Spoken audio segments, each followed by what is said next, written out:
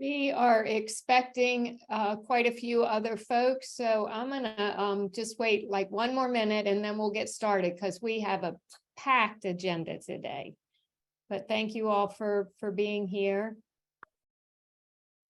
My name is Patty Koval, and I am the Director of Member Networking and Learning for Virginia Funders Network. So thank you all for coming and joining us today. I wanted to give a special shout out to Richmond Memorial Health Foundation for their generous grant and allowing us to do this full three-part session that Susan Hallett is going to tell you a little bit more about shortly. So I'm going to introduce you to Bess Littlefield, our new CEO, but I don't think Bess has joined yet, so I'll wait a minute on that. But I also did want to just mention that Earl Millett, who is here with us from the Weinberg Foundation, that their roots are in Hawaii, and he was mentioning to us that although they don't have a location in Maui, they do have an active presence on the Big Island, and they do have lots of people who work with them who have experienced significant loss. So if we could just keep them in mind as we think about some of the things we're learning today, that would be great. And I see that Bess is on, so I'm going to let her, just raise her hand or say hi. And let me do also, because then you can just turn it over to Susan. But then let me also just, after Bess says a few words, then we'll turn it over to Susan Hallett to help us get things started. So thank you and welcome, Bess. Thank you. Thank you. It is so great to be here and be a member of the VFN team. And I see some faces, some of friends that I've worked with a long time, and look forward to meeting each of you who I don't know. And I'm looking forward to this session. And I am going to turn it over to Susan Hallett, who I did see pop up on my screen a moment ago. So Susan, I will turn it over to you. Thanks, Bess. We're so glad you're here, and thanks for welcoming us today. It's so good to see this group of folks gathered on this call this afternoon. I think we're in for a real treat. We're really incredibly fortunate to have some wonderful speakers with us. Just as a reminder, this is a body of work that has been ongoing, supported by the Richmond Memorial Health Foundation and the Bob and Anna Lou Schaberg Foundation. We kicked off with a session on aging, a webinar on aging services and older adults. Gosh, a good while ago. We followed that up with an in-person session focused on public policy and aging and older adults at the conference in May. And now we are together again for the third part of this series to talk about aging in place. And again, we have a really robust panel for you today. So I'm really fortunate to be able to introduce our moderator, who is Reggie Gordon, the new president and CEO of the Richmond Memorial Health Foundation. Reggie, we're so pleased that you're here, and thanks so much for agreeing to be our moderator today. And I'll turn it over to you. Thank you so much, Susan. Good to see you. Good to see everybody. And thank you, Virginia Funders Network, and my friends, Patty, Angie, and Bess, and Susan, of course, the Bob and Anna Lou Schaberg Foundation, for your partnership in this work. I'm honored to be the moderator and with such an august and talented group of people who will share their insights on us. For those of you who don't know me, yes, I am the new President and CEO of the Richmond Memorial Health Foundation, but I was a trustee for several years, even going back to 2012. I'm here in Richmond, and in that regard, I've been involved with issues that relate to older adults for years, serving on the Senior Connections Board and even with the city of Richmond. And so I'm honored to be a part of this dialogue and this discussion. I'm standing on the shoulders of Jeff Cribbs and Mark Constantine, and of course, all the trustees who care deeply about this topic and this work. And personally, I want to add one thing in that relates particular to the session today. I have a 90-year-old mother who lives by herself here in Richmond.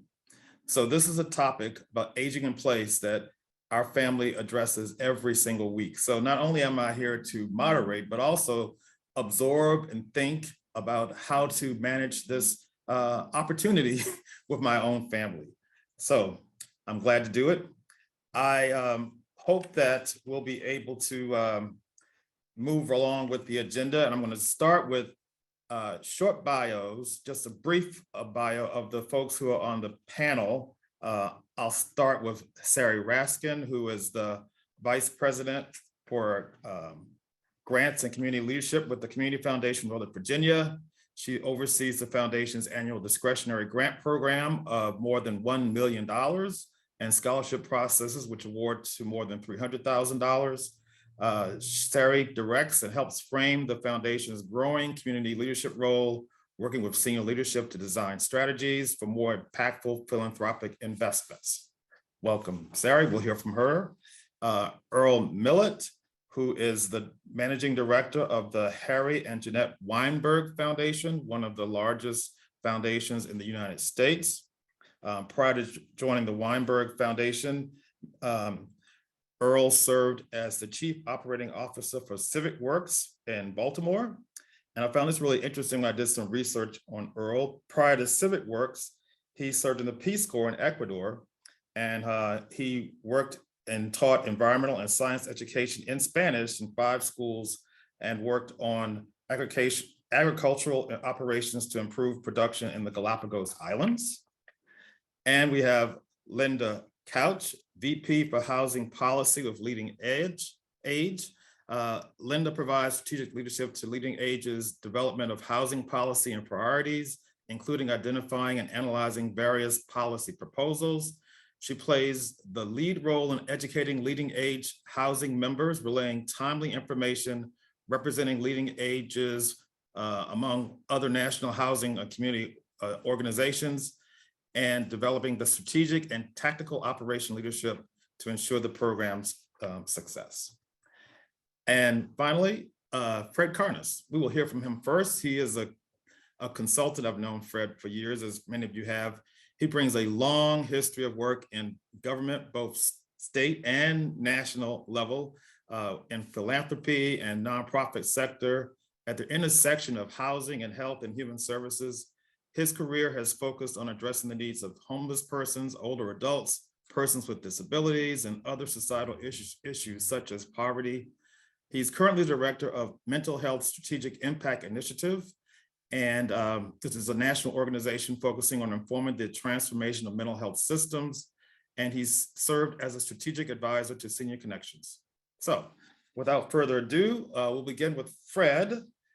Thank you for being here, Fred. And just to cue you up, I just would like for you to give us some background on the work that you've done in this space, as far as the scan that you did and any key insights from the interviews. That would be great. Great, thank you, Reggie. And it's good to see my old office on the screen, actually. Yes, I'm in your chair. Well, good afternoon, everybody. Appreciate the opportunity to be here and able to spend a little time with you this afternoon talking about the new VFN report that's being released today, Virginia's Philanthropy's Response to Challenges Facing Older Adults. Just a little background, when Dr. Tsai, the keynote speaker at the first VFN conference, reminded the audience of something we've all known for many years, that the older adult population is growing rapidly and the demographic change is going to have significant implications for older persons themselves, organizations that serve them, and the communities in which they live. That reminder generated a significant conversation at the conference And while the conversation generated a lot of different topics, two things it boiled down to two things. One is, what are the needs what needs to be done to meet the challenges that many older adults are facing in Virginia, and what is Virginia Philanthropy doing to address those challenges now? So realizing that answering those questions required a good bit more information than we currently had, VFN and Richmond Memorial Health Foundation and the Bob and Anna Lou Schaberg Foundations decided to do a field scan, a landscape assessment of what was happening across the state. So we reached out to 24 different funders. These are folks that VFN knew already were working on aging issues. I'm sure there's some folks out there that we missed, but we got a good cross section of folks who were working on all this. And just to pause and say thank you to all the folks that took time to answer all my questions and to provide insights not only into their current work, but what they saw as pressing issues going forward. The funders were a diverse group from different types of philanthropies, different geographies from across the state, and different pathways to entering into the work with older adults. And just to be clear, I think it's important to recognize that while the report recognizes that many older adults remain active and are important resources to their community, many others face significant health, financial, housing, and discrimination challenges. And it's this latter group that the report focuses on. And the goal of the report is really to encourage greater involvement by philanthropy in addressing the needs of older adults across the Commonwealth by providing examples of good work already underway, from traditional programming to convening and advocacy and system change efforts. So I would encourage you to take a look at the document, get a glimpse of the range of efforts being undertaken. But for the time I have here this afternoon, I'm going to focus just on two topics that emerged. The first relates to the topic today, which is aging in place. And the second relates to some insights that came out of the various interviews regarding needs that are still out there where we need to expand the work that we're doing, or things that we just need to take on and address that haven't been addressed very well so far. So let's start with aging in place. And what do I mean by aging in place? Well, the simplest, clearest definition I came across was the opportunity to choose to remain in your home or community with family, friends, and neighbors as you grow older. I would say some, including me, would insert the word community in place of place, recognizing that due to health, housing layout, financial considerations, and other issues, not everyone who would choose to age in place can remain in his or her home as they age. But they should have the opportunity to remain in their community with access to social connections and the things their healthcare, things like their healthcare providers, faith communities, and other community resources such as their familiar grocery store or recreational services. And as I had the conversations with folks across the state, it was clear to me that aging in place was the North Star of their efforts to support older adults. I'm just going to talk about a few of the primary things that are being funded that fall into the category of supporting aging in place. The first and one of the most common was in-home care services.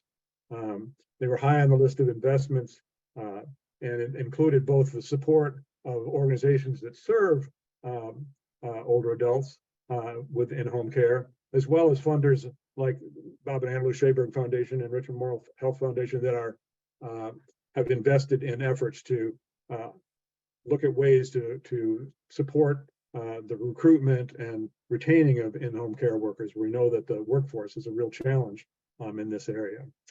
And the second thing is, as homeowners, particularly those with limited means, face issues like mobility challenges, high utility costs, costly repairs, access to home repair and modification services can be the difference between being able to age in place and being displaced.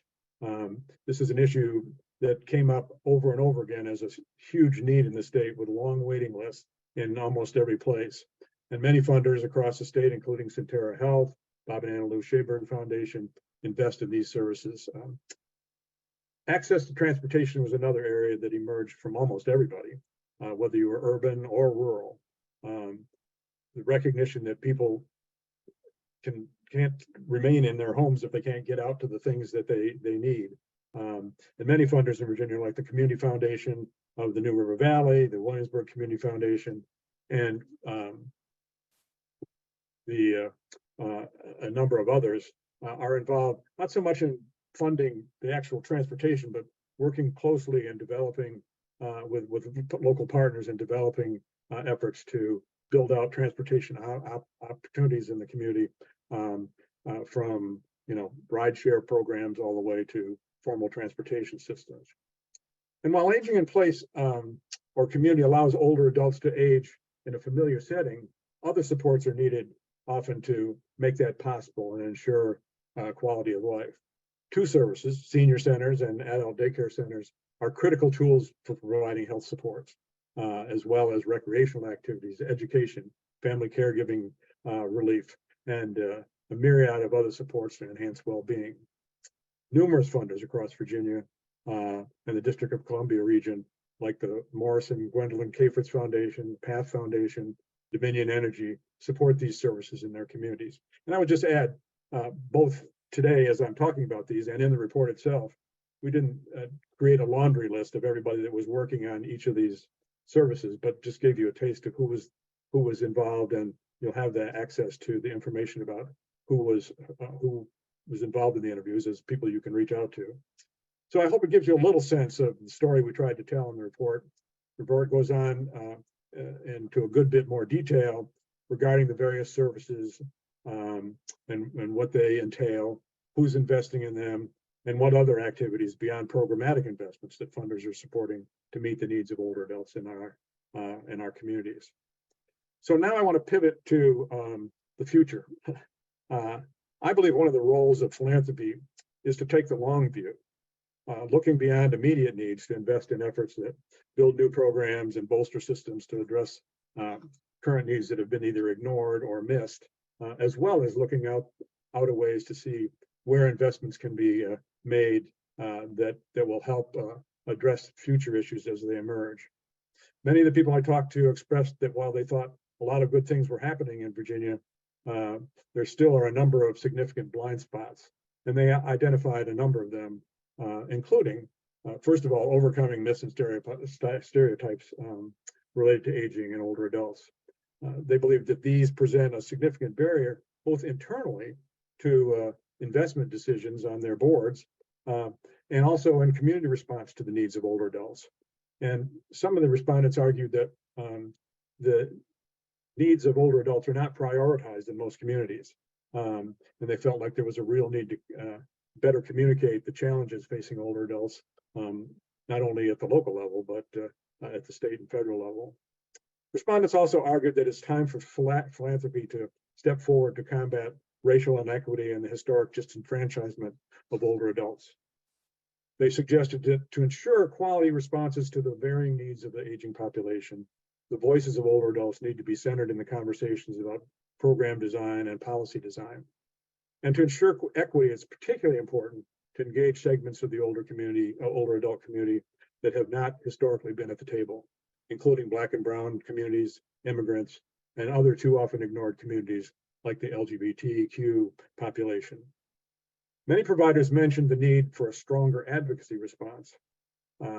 It was interesting to me that while there was a significant amount of conversation with almost all of the funders about the need for it, there was limited investment in it at this point in the state. There were a few organizations that were deeply involved, but many were just trying to figure out how to find their way into that conversation. They argued that what was really needed to bring about change and better awareness was a coalition between older adults themselves, service providers, and other community allies to ensure that not only was the news getting out there, but their solutions were put on the table. Numerous respondents argued that in order to make a better case for more funding and other tools to address the needs of older adults, there needed to be better outcome data. But they also argued that most philanthropy in the state doesn't have the capacity or the expertise to craft the mechanisms to collect and analyze the outcome data, and felt like some efforts needed to be put in place to try to build a system that could be useful to funders across the state to begin to get this critical data. And they also talked about the challenges of collecting this data by grantees who are generally overwhelmed with the needs at their door, and collecting outcome data and trying to make use of it can be a challenge. And then finally, many of the interviewees talked about issues in the state that had not been addressed very well or needed to be addressed significantly more. And these are issues you're all well aware of: affordable housing, responding to the growing homelessness population among older adults, transportation issues, workforce issues such as not only employment, but also opportunities to be mentors and serve other roles in the workforce world. And then finally, technology, which we know is something that's changing every day. And it sort of it fell into two categories. One is better technology, hardware, whatever, for providers and access to internet services. And then also for seniors, access to the hardware, as well as training to understand how to best use it to meet their needs. So that's again a quick high-level look at a portion of what the report says. I encourage you to go online and take a look. But let me close by saying one of the important revelations to me from this process was, as I considered what I heard from the 24 funders, one thing I learned was that the dollar value of investments was not a predictor of impact. One funder with less than $20,000 to deploy to address the needs of older adults in their region, use those resources to leverage other resources and use their convening power to work to support planning and systems change in their neighborhood and city and region, and are having significant impact on services to older adults and how older adults' needs are met in their community. So that's my challenge to you as I end. Don't let the dollars you have to invest in your community limit your imagination and action. The growing older adult population in the state needs your support. I encourage you to take a look at what your funder colleagues have been investing in and join them in taking on this important challenge. So thanks for the chance to talk to you today. Yeah. Thank you, Fred. That was really good. Great. Thank you. Anyone have a quick question for Fred? If not, at the end of our panel, we will hopefully have some time for Q&A. So if you think of something, not only what Fred just reviewed for us, but with the next few panel members, just put that in the chat and we will circle back to it at the end of our time together. So thank you. Thank you, Fred. Next, Sari Raskin. How is the Community Foundation Northern Virginia approaching this issue? Hi there. Good afternoon, everyone. So we have been in this space for a long time with actually limited investment, although we also in 2010 commissioned a report, I'm sorry, 2014, we did a report around the portrait of our aging population in Northern Virginia. And that was just a landscape analysis of what was happening, just for us actually be more informed around our own work. And it just validated that we should be continuing to fund in this aging in place space. And we did that. We invested in programs, and we still are, programs around transportation. We provided some seed funding around NV Rides, which is a transportation program. We also funded organizations that do home repairs to help people age in place in their homes. We also funded solo aging mental health services, so programs that were friendly visitors or calling older adults who are living at home. So again, to help increase the value or how the quality of life of older adults if they are aging in place. That was our plan and our goal, and that's what the report at that time, of course, was saying, that as we've all heard, the silver tsunami was about to happen, and we had to be prepared for it. So this is kind of our entree into this space, and then. In 2023, this year, we, as a result of our launch of Insight Region, which most of you probably know about, it's our data and research center. And actually, Elizabeth Hughes, who's our director, is on the call today as well. She was writing different reports, and one of the reports we made a decision to kind of revisit older adults and look back at our 2014 report and then reflect on that, and then also just identify what the needs are right now. So the report was launched, and then we also hosted our annual Shape of the Region conference, which is a conference that we have annually that brings together the private sector, government, nonprofits, everyone together, social sector all together, to educate them about issues either that they're aware of or they don't want to kind of hear about. In this case, I think aging was one of those topics that really, they didn't really want to necessarily have to listen to this issue because we're all going to age and we all have to kind of confront this in some way. Or as you, Reggie, as you said initially, and I am myself also am in the same situation, I'm personally dealing with this issue with my parents. And so it was very relevant, of course, to the full community. And we thought that it would be very well received, which it was. And we had a huge audience, including the largest number of elected officials that we'd ever had in any of our events. So that I think was an interesting point to be noted. What we came away with both from the report and the event were that the huge issues right now are, if you want to age in place, it's the cost of caregiving, but also who is going to do that caregiving. If you don't have a family member, and as we've all heard, family members are very important in taking care of the older adult population, right? As we've demonstrated, we've just spoken about, but it's also the cost of hiring and that private pay question, but then what are the government services that exist? And so we featured both of those kind of conversations. We had the various jurisdictions speak about what the services are that are offered through the jurisdictions. However, what we heard over and over again is that we don't really know what the services are, even though they were talking about them. And I think there needs to be some navigation, even if the service exists, how do you navigate through them and what really is available to each of us and our family members or older adults in the region. We also recognize that in our area, Northern Virginia, there are many solo agers. And that the reality is many families don't have children who are living in this area anymore. They may have moved. And that the reality is that that's another issue, right? That if there's no family members, who then manages even the caregivers that are in this area? So that was another thing. We also talked about, of course, about housing and the challenges of housing and how they're not fitted for aging in place, whether it's stairs, especially in this area of Northern Virginia, where there is a lot of housing, a lot of people living in this area. The townhomes are, there are many townhomes, many homes with stairs, and how do you manage that?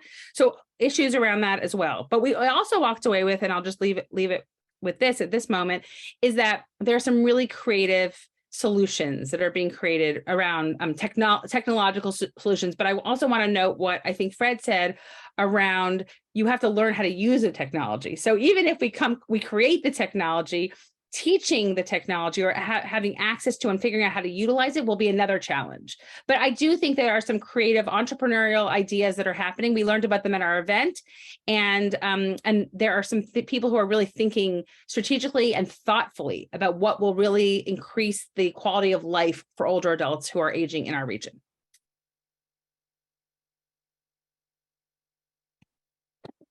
Thank you, that was great. What one of those entrepreneurial ideas that you witnessed or heard about? I'm just curious. So some of it relates to, of course, like prescription medication. There are systems that are already in place where it could be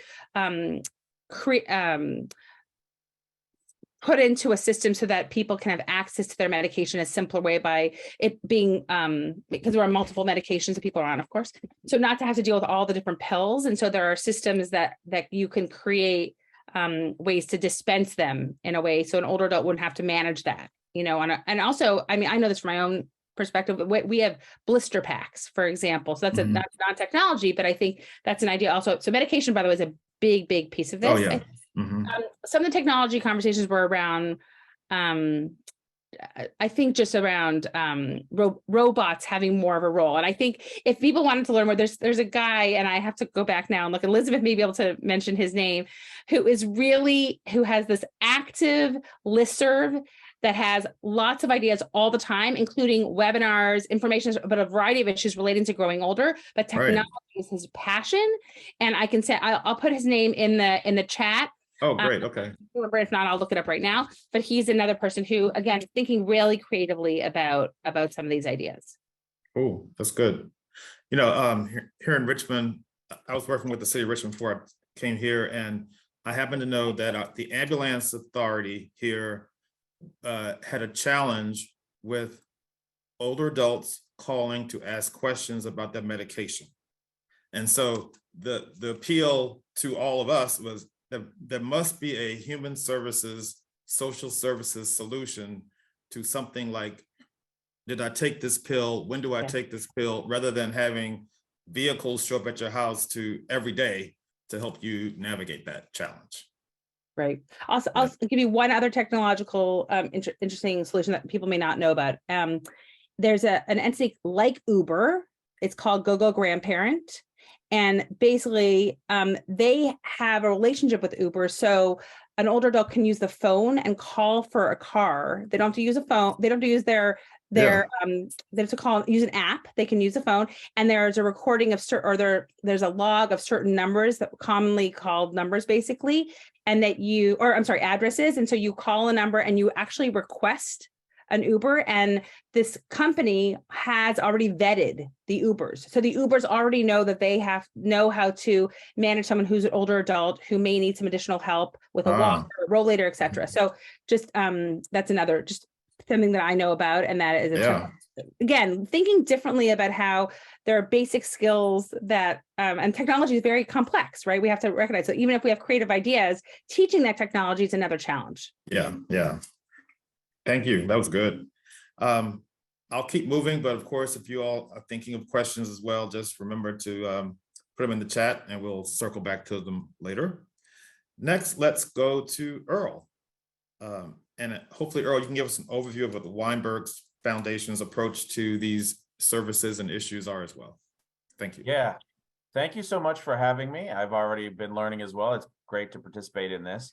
I hope to share with you a little bit about what Weinberg does and what we've learned with our national portfolio. But no matter what, now that we've connected this and my bio has been included, please feel free, anybody on this call, to reach out to me and connect later if there's some information you think would be helpful to me that I need to know, or any questions that I can answer for you. The Weinberg Foundation started 33 years ago. Actually with an older adult grant. Harry Weinberg went to an older adult center in Israel, as it happened to be, and said, why don't you turn on the air conditioning? And they said, well, we don't have money for air conditioning. And he fixed that right away. And that was the start of really a focus on, there is an underserved nature towards focusing on older adults.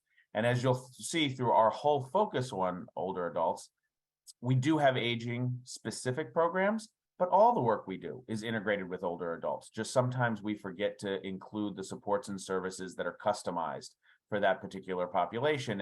And so while there might be supports there, they don't get access to it to the older adults because it doesn't have that focus. And that's really something we hope and try to support nonprofits to do, to make those connections. We've already heard about some of the programs earlier today. So the Weinberg Foundation has chosen priority communities based on history. And those happen to be Baltimore, Northeast Pennsylvania, New York, San Francisco, Hawaii, and Israel. We do have two offices, as mentioned earlier, Baltimore, where I'm located, and Hawaii. Thank you so much for your thoughts. It's really, the stories are quite heartbreaking, but the people of Hawaii are resilient and are doing amazing things, taking care of each other, and we're glad we're there to support that. Throughout the 33 years of grant making, we've done it through health, housing, jobs, and education in those priority communities. Program grants, operating grants, and capital. But because we have a call to do half of our grants as capital grants, and we do about $150 million of giving every year, so $75 million of capital grants, we can't always find those aligned with our priorities within our priority communities.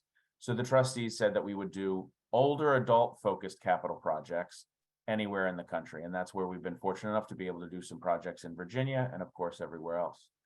So what focus should that be? Well, before I came to the foundation, and for a long time, that focus was assisted living care, aging care, towards end of life care, all very important projects we're very proud to have partnered with.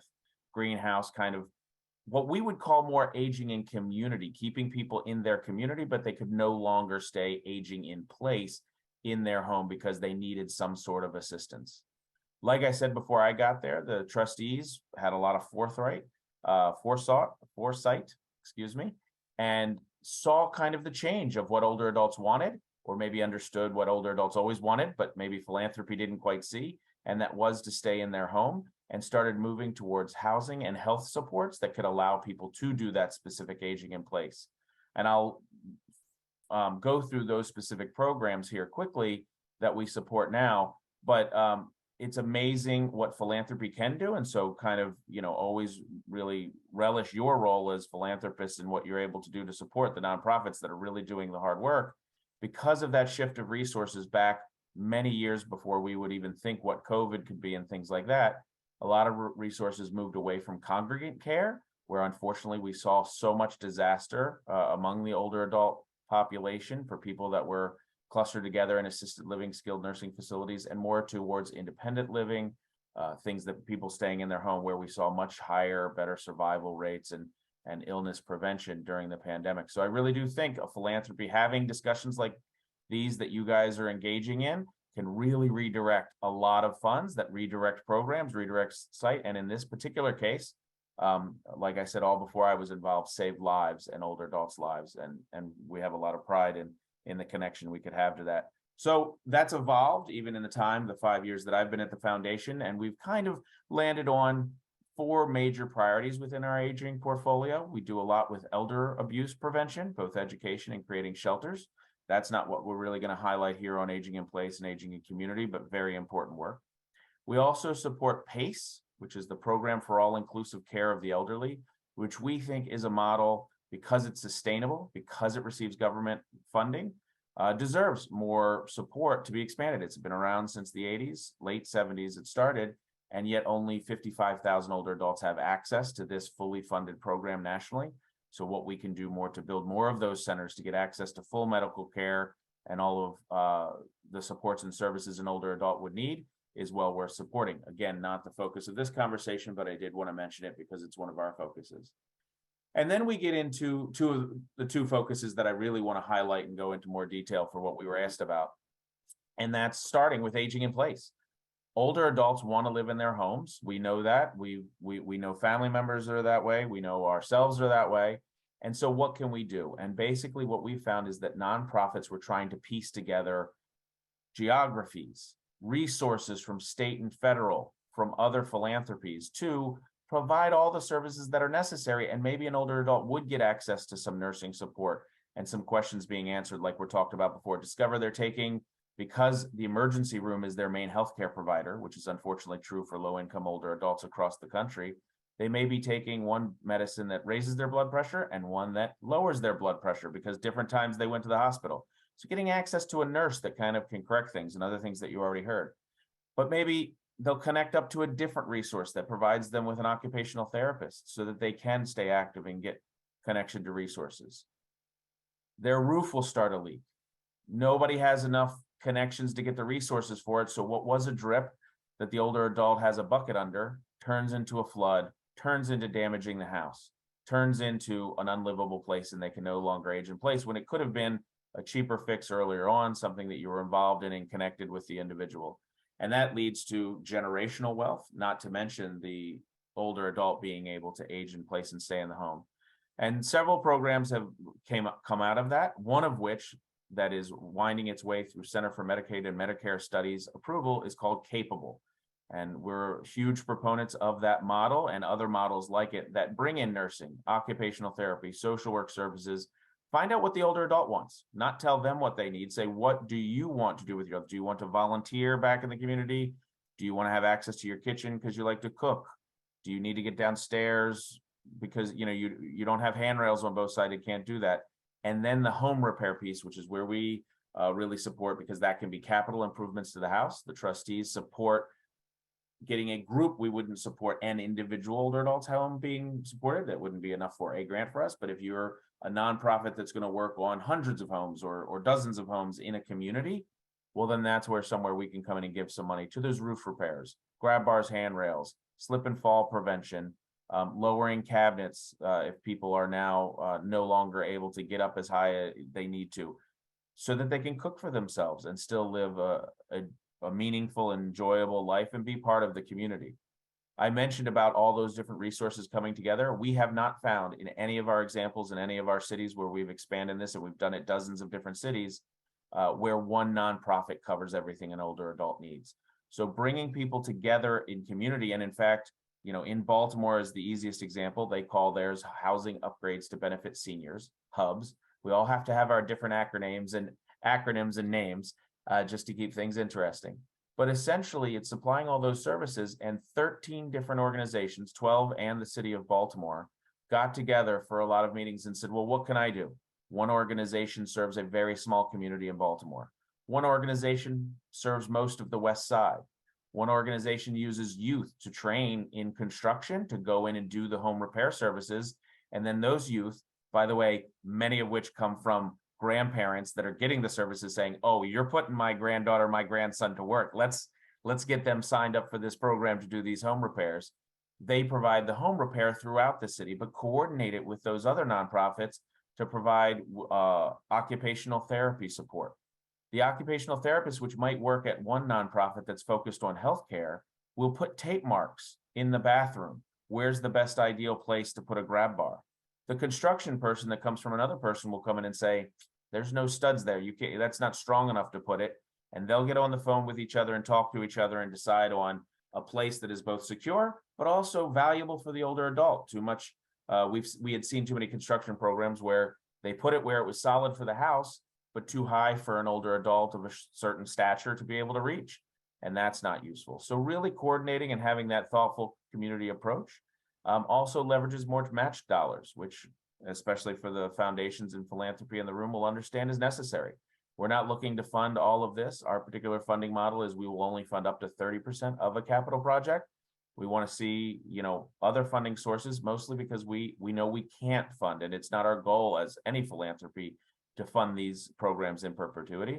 And as talked about, older adults is a population that's growing, not shrinking, and will continue to grow. So there'll always be a need. And that's why the evidence, there's research papers and models along with this capable study that prove how much money is saved by preventing medical needs, falling and breaking or hurting yourself, by preventing using prescriptions wrong, all the different things, some of which were talked about here already, that you all probably know better or as well as I do. And so being able to come in an episodic approach, which is kind of philanthropy's roles often, doing a home repair at one time, but kitting the whole house, bringing in the medical professionals that need to get things back on track and connecting them up to resources, including benefits that they should be eligible from the government sources, food access, SNAP benefits, other property tax credits we have a program for. There's a program that spurned out of this as we started to work with the older adults that worked on getting deeds fixed and into the right name so that people could get access to those kind of housing benefits. You can't really live in your own house, even though you've lived there maybe for 80 years, if you don't own it. And oftentimes that kind of creates that difference. I will definitely, when I'm done rambling on, and I should do that soon so I can get to some excellent questions, put the link to Capable in the chat. That'll be very easy to do. So that I don't forget the fourth pillar, which is very important, something folks wanted me to talk about. I can go on a little bit about Capable. I'm very fond of that program, is housing. Not everybody has a home, of course.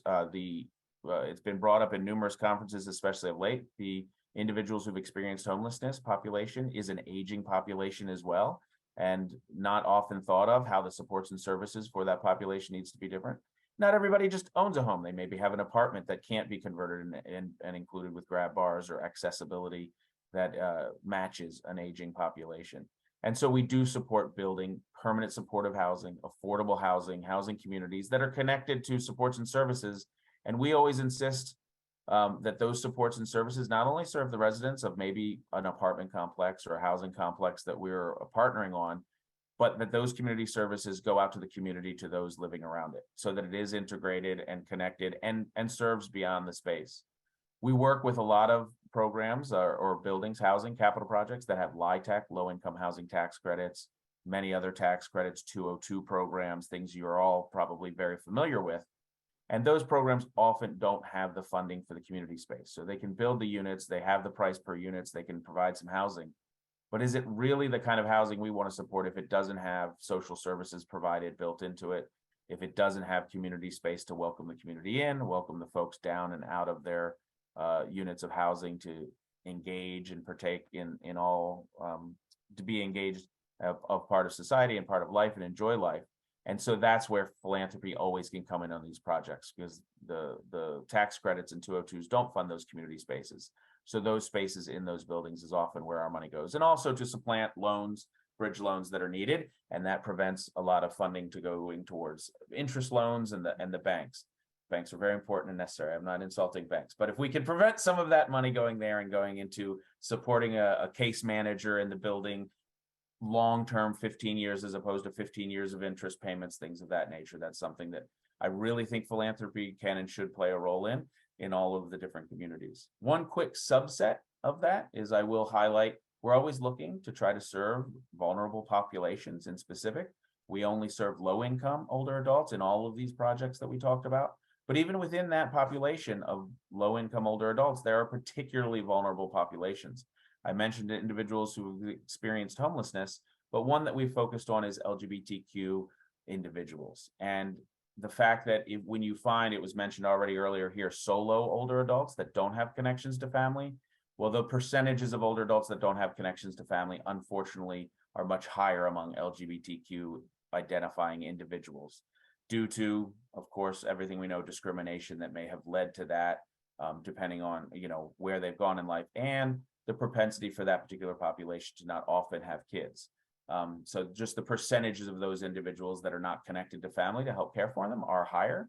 And then the need when going into permanent supportive housing that does not have a focus on that, to go back into the closet or to no longer identify as one's true self because of fear of where they are. So what we do support is LGBTQ identifying, affirming communities. We do not define that the communities you must be LGBTQ to reside in the premises. They have federal funding. We wouldn't be allowed to do it even if we wanted to. But what we do is we put them in communities where we know that population is aging, because we want folks to be in their community. We don't want to build permanent supportive housing of any type on one side of the city and move people from where they are across to different neighborhoods where they're not familiar with the neighbors, the young neighbors, any neighbors or communities or stores. So we try to build in communities where they're needed, community centers that can be shared by people of all ages to focus on that affirming culture and need. And we advertise when it comes, and I say we, the nonprofits that do it. Harry and Jeanette Weinberg does not get that involved, but I feel a connection to these projects, so it's always nice to say we advertise it among that community. And we've found that sometimes as low as 40, but often 60, sometimes in a rare case as high as 80% of individuals that enter these buildings identify as LGBTQ positive and participate in the events that happen that obviously have that affirming approach. And the folks that don't identify that way participate as well and have a great time. And it's just kind of calling out that need to not have to have somebody change who they truly are just because they're aging in our society. And that there's other examples of vulnerable populations. But I say, I always like to say, be on the lookout for that and how we can lend a hand up, because it is too often as we're giving services, even if we're focused on, like I said, low income, that it's the folks that know how to access those services that get them too often, and not the folks in every unique community. So we need unique responses. We need unique ways to reach out. I know some people on here asked about, how do we go through the different technology sources and everything we have? And others mentioned about doing it with their family. I've had to do it as well, and it's complicated for me and difficult. I don't have answers for all of that. The foundation does do some technology support that we count as capital to try to support learning some of those access to technology to move things along. But I think while that's important and really encouraged, in the scale of things, it's small considered to the amount of investment needed and powerfully we know it works towards housing, which is a social determinant of health. And you really can't reach any of our other objectives that we have for any individual, regardless of their age, unless they're comfortably, happily, both mentally with their identity, but of course physically with a sound structure housed. So we're very proud to be a small part in helping go towards that. And yeah, I look forward to any questions you have, while I will also add a link to the Capable program in the chat. Earl, that was fantastic. Thank you. I just had one quick question. You mentioned hubs in Baltimore. Did you all do the original convening of that group, or how did that get started? Great question. So it wasn't the Weinberg Foundation, though interesting enough, it was me at a nonprofit in a different role. So I was involved with it from the beginning, Okay. not with the Weinberg Foundation, but it was a different foundation, a very small one, a very local, Okay. the Stolman Foundation in Baltimore. And they saw this need. And so what they did, and this is the power of philanthropy, right? Right. Mhm. Gathering people together. They put out a call to everybody in Baltimore, nonprofit world, said, we see older adults not getting proper service, getting scattered service. Can we get together? What can we do about that? They didn't have an idea what hubs would be. They didn't know what the solutions are. I don't know what the solutions are, but they got the people together that did. And in that conversation, oh, I can offer this. I can offer that. Yeah. Well, why don't we do it together? And even during that conversation, I will say at one point, you saw the fractures starting again, where it was like, oh, well, because Weinberg did have the more significant funding. When it got to the point where Weinberg was going to get the ask, it's like, oh, well, we want to go in to ask for our piece. And we want to ask for our piece. And it started to create a fracture in that community that was coming together. And Weinberg, again, before I was involved, so kudos to other people, said, we will support this program more if you come in together.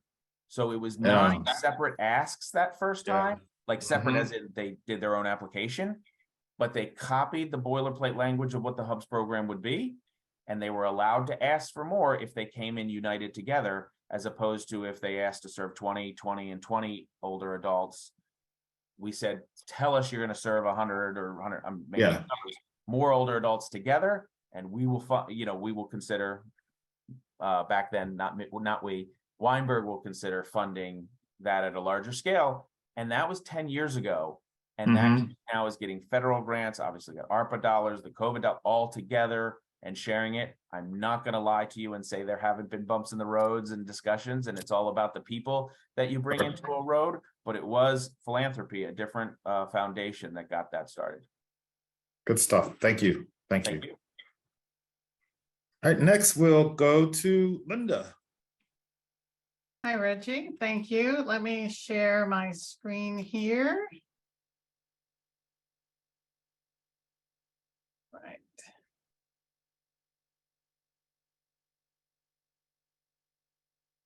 Okay, well, I've learned so much and I'm so humbled to be a part of this group, but thanks for having me today.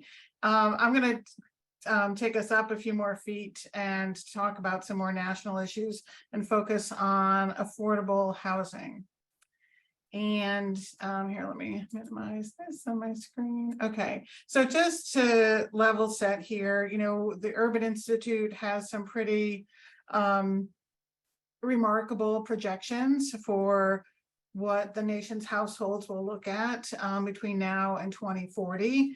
And there are 15 states where they predict some really big increases in older adult renter households. And Virginia is one of the top 15 states where they expect older adult home ownership to decrease. And you can see the numbers there, where they expect the share of older adults who are white to decrease. Where Urban expects the number of older adult renters to increase. And you can see Urban predicts that between 2020 and 2040, there'll be 119,000 more older adult renter households in Virginia. So that's a pretty big increase. And then the overall share of older adult households who are renters, Urban projects will increase from 15% to 21% in 2040. And today, this next couple of slides talk about the federal programs that are serving older adults today with housing assistance.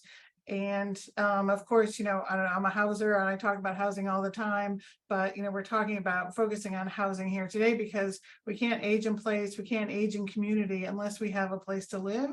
And there are millions of households across the country who struggle with finding housing that they can afford to live in, and without affordable housing, maybe prematurely put into nursing homes to receive the services they need. Whereas if they had affordable housing to live in, they could receive community-based services, which we would all prefer, and people in general would all prefer. So just to give you a snapshot, today in Virginia, of the about 107,000 HUD-assisted households, so through programs like public housing, the voucher program, Section 8, the HUD Section 202 senior housing program, they're about 33% of Virginia's HUD-assisted households are 62 plus, as are approximately 25% of Virginia's 8,000 USDA rural housing service units. And then, as has been mentioned, the low-income housing tax credit program, which is a tax credit program, so it's through Treasury, is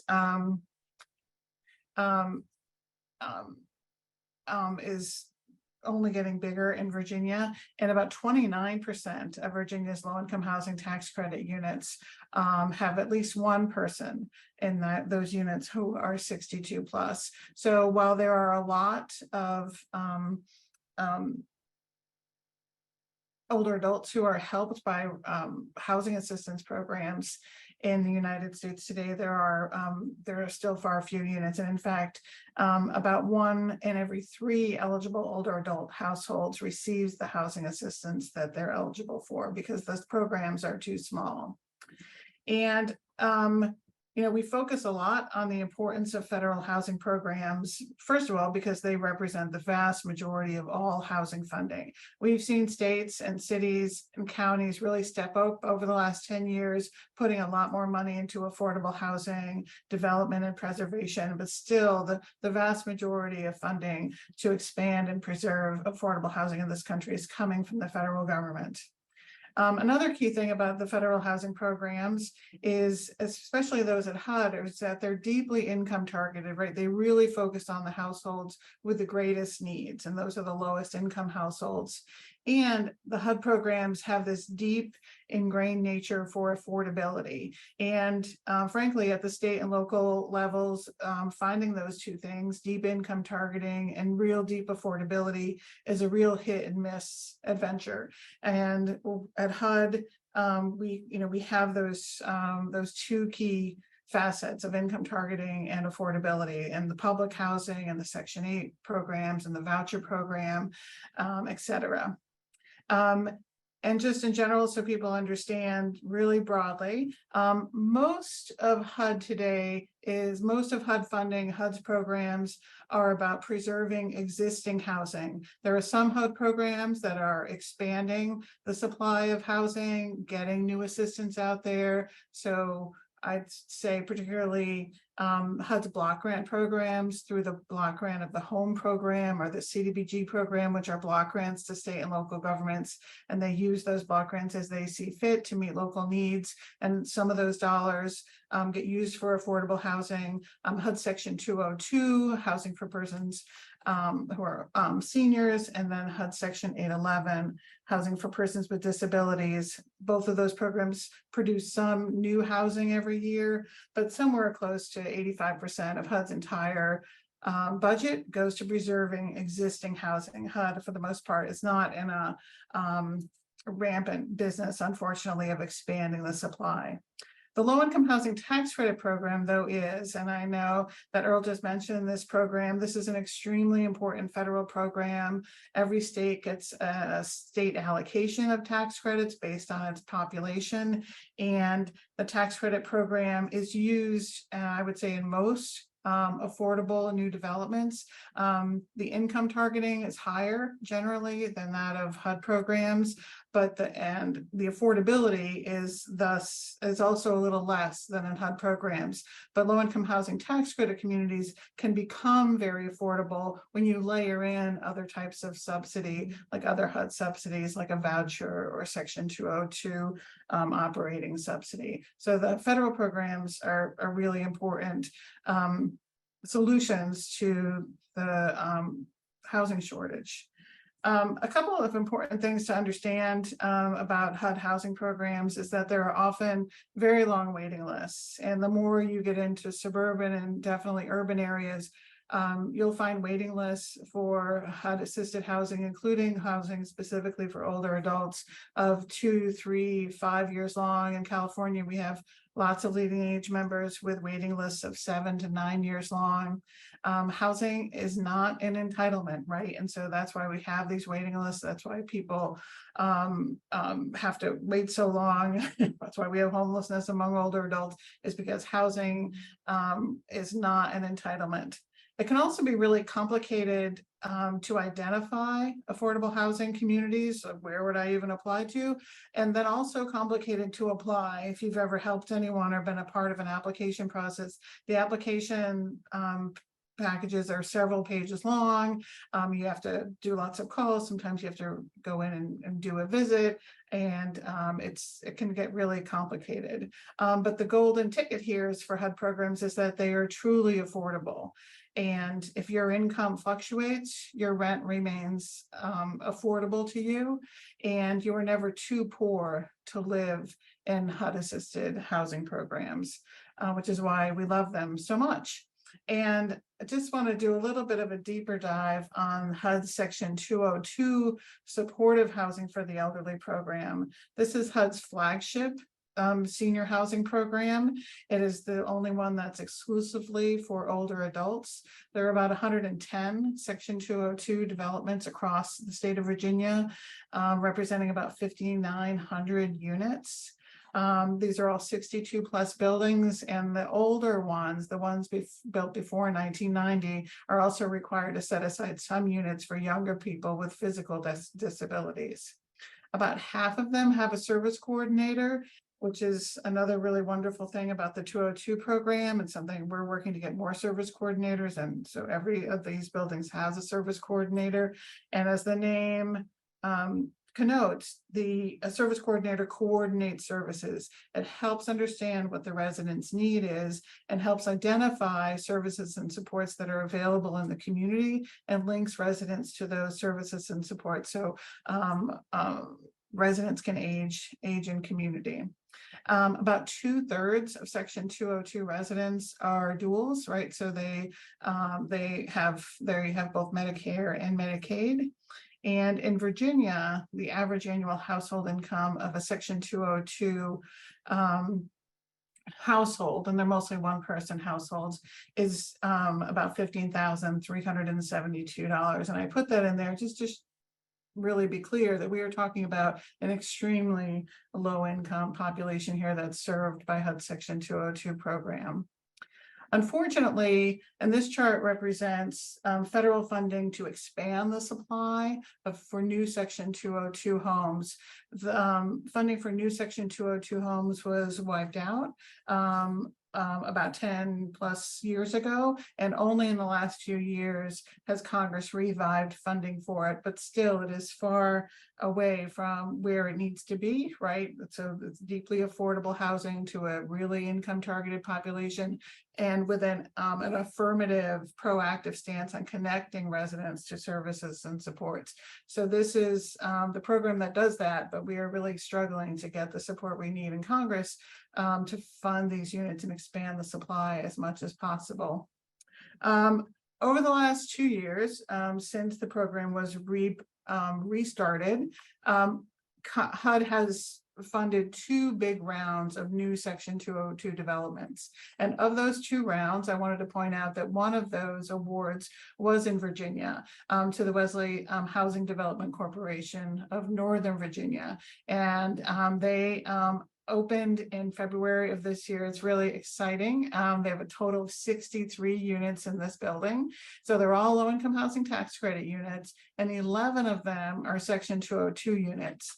That means in those tax credit units, they might serve a little bit higher of an income group, the rents are higher, but in those 11 Section 202 units, the rents are deeply affordable and will be there regardless of whether or not the incomes of those residents fluctuate. So I'm happy to say that I was happy to see that Virginia has one of these awards, but it's also, I think, a real shame on us as a country that only one 202 award has been made to Virginia since 2012.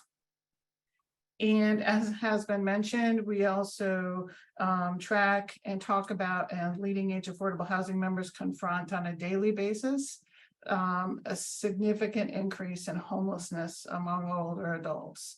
And there's a quote here from HUD Secretary Marcia Fudge from April saying that we know that seniors are one of the fastest groups of people moving to the streets.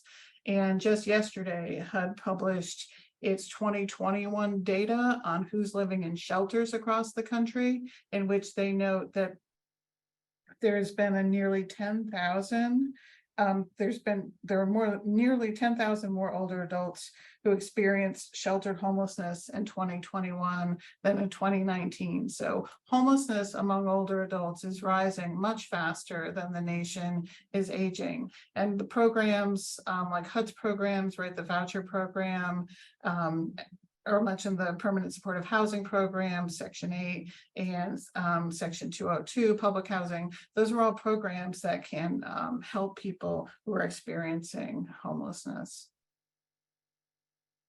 So on the federal advocacy side, I just wanted to share what our top goals are. And I agree totally with Fred. This advocacy is that's the long game, right? We are in it for the long game. And we fought for years to revive the Section 202 program. And as I said, we're barely inching up to get more units out there, but we've got to increase supply, and we've got to increase supply of housing that serves the lowest income households and make sure that those rents are affordable so people can sustain that housing and stay as long as they want in that housing.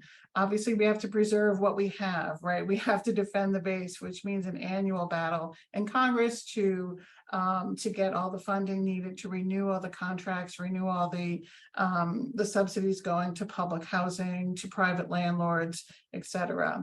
A third goal, and this is so important, this is obviously critical when we talk about aging in place, is connecting subsidized housing to the services and supports necessary for older adults to live where they want to live, which is usually in their community. And we're talking about health, we're talking about internet, we're talking about wellness, but what are those things that people generally need on an a la carte basis that a service coordinator can help maneuver the systems for the residents to receive. But we also have a lot of members who are working with health systems and hospitals and service agencies to bring in a home health person who doesn't have to spend, 4 hours here and 4 hours there, but can, just help residents in 30-minute increments as they need it. So there are ways we think to really break down some of the costs, but there are a lot of system issues and silos to overcome there. And the first step there with connecting residents to services and supports is getting a service coordinator in all federal assisted housing. And I'm focusing on federal assisted housing because I'm a lobbyist and I work to expand and preserve these programs. The very lowest income people live here. They have much more chronic conditions than the rest of the population. And I really truly believe that we've got working with affordable housing communities is a way to help people who have the greatest needs and get the most bang for our federal dollar when we do that. And of course, a fourth issue is accessibility and home modification. There is an absolute dearth of accessible housing in this country. And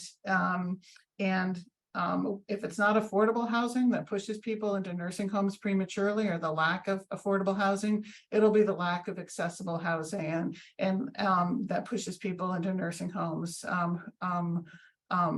before they need to really go there. We have a long way to go to make sure that all the housing that we're building is at least visitable, and that certainly the senior housing we're building is fully accessible to meet the needs of today's population and in the future.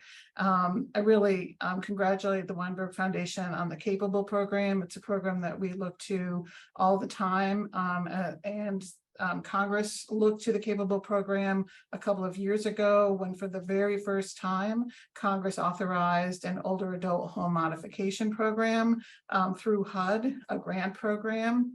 And it based that program in part on the Capable program that brings in all those facets that Earl's mentioned, and actually talking to residents about what their real needs are, and giving residents what they need. So, and then after that was done, though, the work's never done. We worked for a couple of years to convince Congress that that program shouldn't just be for homeowners, but so Congress has finally expanded the older adult home modification program to also be able to help renters, which we think is good. As I started my comments to you, more and more older adults are renters, and we can't leave them out of these benefits.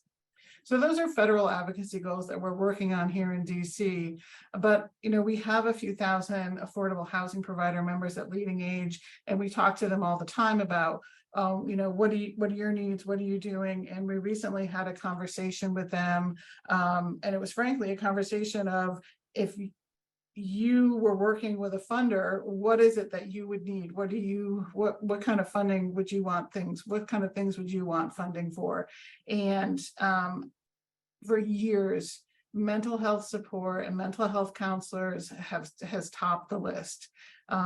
There's a big gap here in services and on the mental health side. Of course, nurses and wellness coordinators, home modification programs like Capable, digital navigators, transportation, as was mentioned early, food assistance is a big deal, right? There was a big bump up in COVID SNAP benefits, and now that that's gone away, people are really struggling and choosing, especially if they don't live in HUD assisted housing, but maybe have higher rents, and other housing programs, with choosing between food and their rent, or food and healthcare, et cetera. So there are sort of a whole range of needs right now that affordable senior housing providers are looking to meet. And those are my remarks. Reggie, I'll stop sharing and see if folks have questions. I again just want to thank you, Fred and Linda, Earl, Sari, for your time and for sharing this important information. This session has been truly beneficial, I know, to me, and I'm sure to everyone that has joined in today. And before I pass it back to Susan and Patty, I just want to share something with you all that's pertinent, or it relates to this topic. Years ago, I was at a community meeting in Richmond. It was a community that was going through some struggles, and there were several people in the room, residents who all were like lamenting the challenges that were faced by youth. And they were saying things like, we need more funding for after school program, and we need something to do with the teens. And, you know, we can't navigate the system that relates to making sure our kids stay safe. And this one older woman, I'll never forget this, stood up in the midst of all of this conversation about young people's issues, and she said, "What about me?" She said, I love young people, and you're talking about what's going to happen with them in the future. But she said, we need help now. My age group needs help now. And that was 7 years ago. But I'll never forget how a hush fell over the room, because she seemed so isolated and alone in her appeal. So I'm just glad that these sessions are helping us live into responding to that woman. I don't know her name, and I hope she found the services that she needs, but I'm glad we're having this chat so that older adults throughout the Commonwealth will realize that we see them now. So thank you. So back to Susan and Patty. Thank you, Reggie, and thank you to all of our presenters for sharing today. This was an incredibly rich discussion, and we're so fortunate that you were willing to give of your time and expertise. So thank you. As Sari mentioned, I think there is, this is not the end. This is the opportunity. There's clearly a lot of energy around this topic. And so while we are at the end of our 3 learning session series, I'm excited about thinking through what's to come. And I don't have an answer for that right now. I don't know what that's going to look like, but know that the conversation is going to continue. And if you have an interest in ongoing dialogue on this issue of aging and older adults, please let us know. And we look forward to figuring out what vehicle is going to work to continue the conversation from here. We thank you again for joining us today. It was a really very, very rich ending to our 3-part series. And thanks again to the Shaberg and Richmond Memorial Health Foundations for their support of this learning opportunity.